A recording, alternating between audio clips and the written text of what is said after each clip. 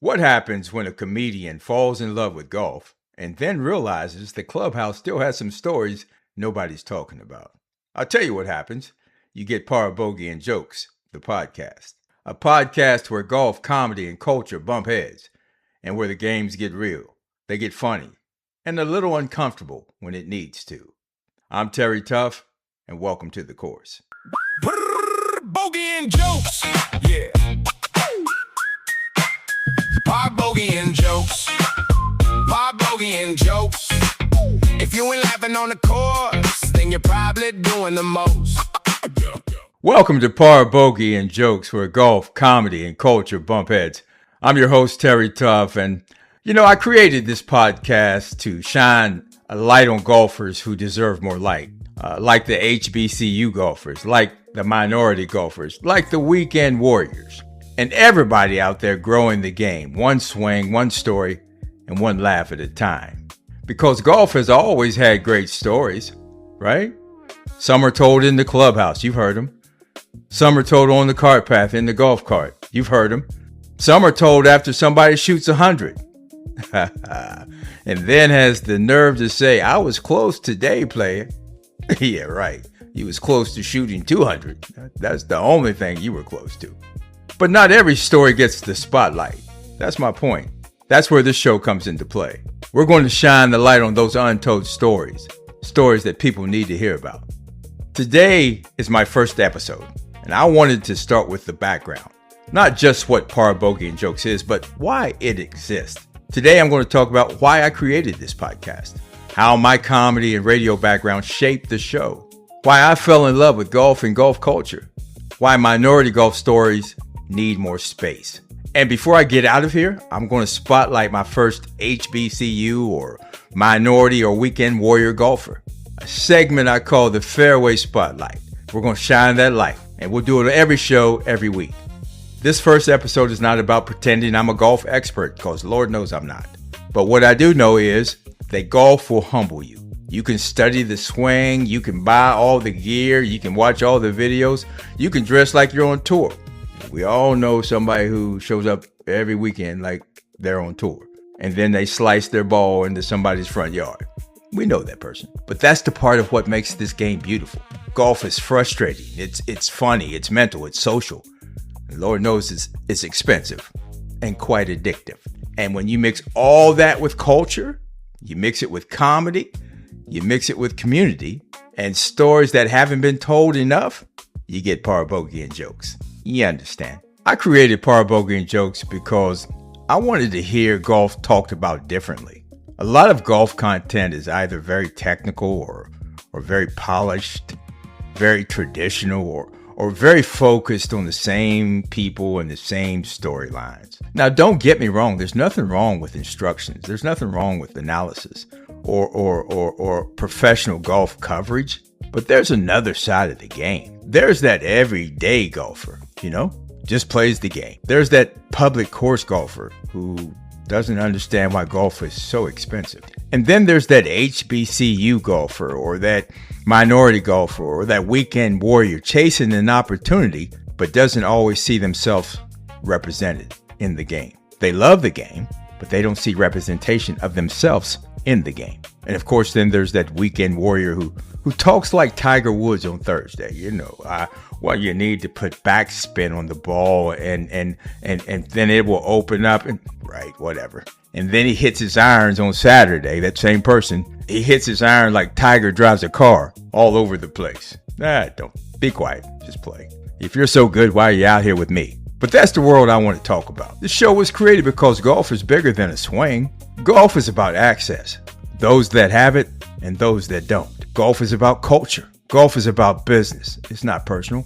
Golf is definitely networking. You can meet some great people on the golf course. Make some great deals on the golf course. I'm not telling you what I heard. I'm telling you what I know. Golf is about patience. We all need it. You got to have amnesia when you're playing golf. You got to be able to forget that last shot. Okay, I know you hit 3 into the water, but forget about it. Golf is about frustration. Using language that you normally don't use, or not in front of people anyway. And golf is also about somebody saying, hey, I found my ball, when everybody knows good and well that's not the same ball that you hit off the tee box. Stop that nonsense. But all these topics deserve a conversation. So when I started thinking about this show, I realized I wasn't just creating a golf podcast. I was creating a space where golf could loosen up, where golf could tell the truth and laugh at itself. I think it's important for you to know that before I became hooked on golf, and oh yes, I'm hooked. I fall to sleep watching the Golf Channel. You know I'm hooked. Let me tell you a story. A couple of weeks ago, my wife wanted to get freaky, okay, right? But I'm watching the Golf Channel. Nelly Cordes has a 10-foot putt to win the Chevron Championship. I had a dilemma. Do I get freaky with the wife, or do I watch Nelly make this 10-foot putt? I chose Nelly. Yes, it's been a cold few weeks at the house, but we'll get through it. That's what the therapist said anyway. Yep, I'm hooked. Anywho, before I got hooked on golf, I was rolling in the entertainment business as a stand-up comedian. Then I became a morning radio host. And this is important because I'll tell you why. Comedy taught me timing. It taught me how to read a room. It taught me how to tell the truth in a way people can receive it. Because, sometimes if you walk straight up to people with the truth, they'll fight you. Yeah. You'll have to scrap. Yeah, I'm telling you. Some people cannot handle it. But if you bring the truth with laughter, they may actually listen to you. And that's why I say laughter saves lives. Radio taught me how to hold a conversation. It taught me how to keep things moving, how to create rhythm, how to bring people into the story, and how to make listeners feel like they're sitting right there with you. My background matters because this show is not coming from the angle of, let me fix your swing. No, I'm not a swing coach. I'm the guy watching the foursome play and writing comedy about it, because golf is full of characters. You've got the player who gives everybody advice but can't break 100. Please stop trying to tell me how to play. You got the person with the brand new clubs and the same old swing. Everything's going left. And here's the one I like. You've got the scorecard magician, right? Everybody knows he got a double bogey, but somehow a par ended up on his scorecard. Now that's magic. Comedy and golf fit together because golf exposes people. It exposes your patience. It exposes your ego. It exposes your honesty. Comedy taught me how to tell the truth and still make people laugh. Radio taught me how to keep people listening. Golf taught me humility, because this game will embarrass you in front of strangers and you still got to pay for the cart and the green fees. I'm hooked. What I love about golf is that it's more than a sport, right? It's one of the few games where you can compete with yourself and connect with other people.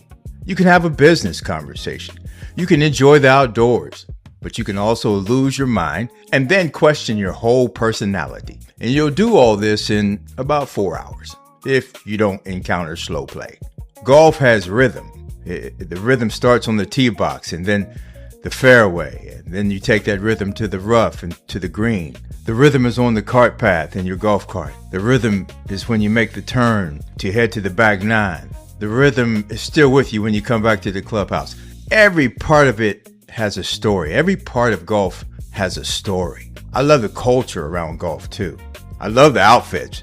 I love going to the golf course and seeing what everybody's wearing. Because, everybody has a different style. And my brothers, my people, I love y'all because y'all will wear some stuff at the golf course. But that's all right. As long as you got a swing. As long as you got a swing, it does not matter. But it's important to look good. It is important to look good. I love the bags. There's so many different golf bags. Everybody's making golf bags now. Maybe we'll make a Par Bogey and Jokes golf bag. Let me write that down. Make a note of that, please. I love the golf talk. You can hear all kinds of conversations in the clubhouse. And of course, I love the side bets. There's always an opportunity to make a little money when you're playing golf or lose some money. Just depends. Then you run into the people who are making excuses. There's always excuses. Well, my foot slipped right in my backswing. My right foot slipped. Yeah, right. Okay. All right, whatever. If that's what you're going with, let's go with that. I love the confidence that golf gives you. When you hit that one great shot, it gives you confidence. You can also become delusional as well. You may say things like, a couple more weeks like this, I could go pro. I think I got the skills to go pro. No, you don't. Golfers are some of the most hopeful people on earth. Let me tell you why I say that. You can have 17 bad holes, and I have, and then one good shot. 17 bad holes, and then you hit one good shot. And that one good shot will carry you for weeks. And in your mind, that one good shot is telling you, you know what? I figured something out. The next time I play, that one good shot, you didn't figure nothing out.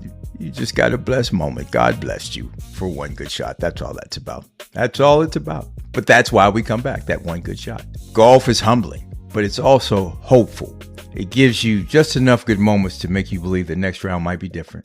I love golf because it tells on you. You can fake a lot of things in life. Just ask my wife. But golf will expose your patience. Golf will expose your ego. It will expose your honesty. And it will expose whether you really know how to count. What year did you quit school? Because 6 does not equal 4. Double bogey does not equal par. Now, here's where the show gets real, okay? We're going to talk about minority golf stories and the need for more space. Not because minority golfers are new to the game, we're not. Black folks, brown folks, women, HBCU players, junior golfers, community organizers, coaches, parents, and everyday players have always been part of the game of golf. But the larger golf conversation has not always made room for our stories. And those are the facts. Golf has always been tied to access. It's been tied to private clubs and money. Golf has been tied to social networks and invitations. It's about who you knew or who knows you or who made you feel welcome or who was allowed to play, who was taught the game early, who had the equipment.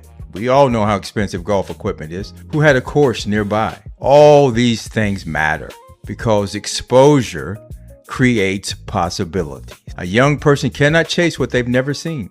A parent cannot support what they've never been introduced to. A community cannot invest in a pathway that nobody explains. And that's one reason I created this podcast, Par Bogey and Jokes. We're not here to beg golf for permission. We're already here.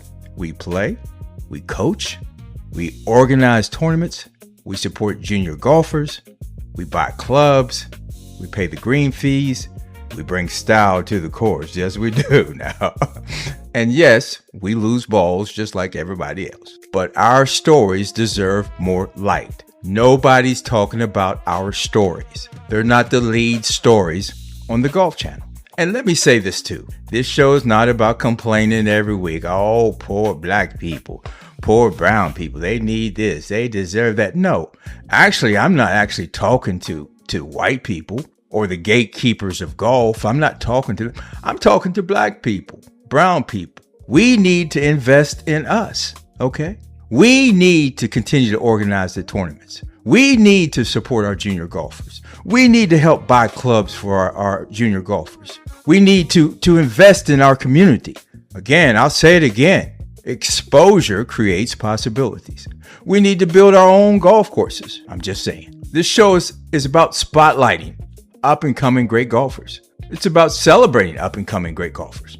The show is about asking questions and laughing and challenging the status quo. This show is about opening up the conversation because minority golf stories are not just stories of struggle. No, they're stories of excellence. They're stories of family and style. They're stories of business and community and opportunity. They're stories of humor and love for the game of golf. The camera hasn't always been pointed our way. Par Bogey and Jokes is here to turn the camera on us.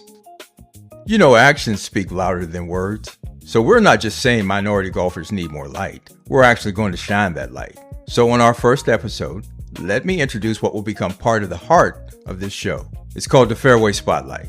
The Fairway Spotlight is where Par Bogey and Jokes shines a light on HBCU golfers, on minority golfers, on amateurs, juniors, and everyday players growing the culture. That also includes coaches and programs, all which deserve more space in the game. And for the first Fairway Spotlight, we want to highlight Gregory Odom Jr. Step on up, let the story shine. Fairway Spotlight, it's your time. From the course to the culture, we bring it to life. Par Bogey and Jokes. Fairway Spotlight. Gregory Odom Jr. is exactly the kind of golfer Par Bogey and Jokes was created to spotlight. He helped build Howard University's golf program with his great play. He won back-to-back PGA Works titles. He became a standout HBCU golfer. Gregory Odom Jr. is now building his professional golf career. Most recently, he earned a spot on the 2026 PGA Tour Americas season after tying for 5th at the America's Q School in Sugar Land, Texas. His story reminds us that talent is not limited to one school, to one conference, to one zip code, or to one country club. From Howard University to the Professional Golf Tour, Gregory Odom Jr., you are this week's Fairway Spotlight. Keep it in the short grass. So what can you expect from Par Bogey and Jokes? You can expect real conversation about golf, comedy, culture, and community. We'll talk about HBCU golf. We'll talk about minority golf, amateur players, weekend players, coaches, parents, future pros. We'll talk about public courses. We'll talk about the country club culture, access and opportunity. We'll bring you funny golf stories.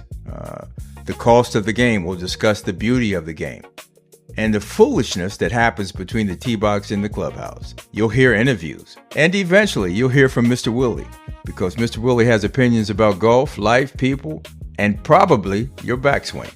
This show is for golfers, almost golfers, new players, old school players, HBCU golfers, comedy fans, and even people who don't play but want to know or understand why grown folks chase a little white ball all day and call it relaxing. Well, thank you very much for listening to the first official episode of Par Bogey and Jokes, the podcast.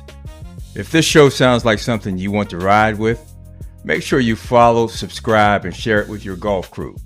Share it with your comedy friends. Share it with your HBCU family.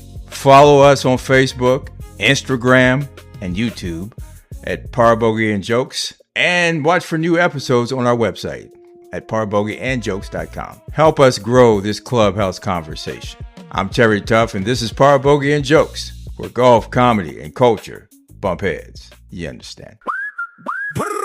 Bogey and Jokes, yeah. Par Bogey and Jokes, Par Bogey and Jokes. If you ain't laughing on the course, then you're probably doing the most. Where the fairways are funny and the punchline stay straight. Golf, comedy, culture, yeah, we bringing the heat. Yeah.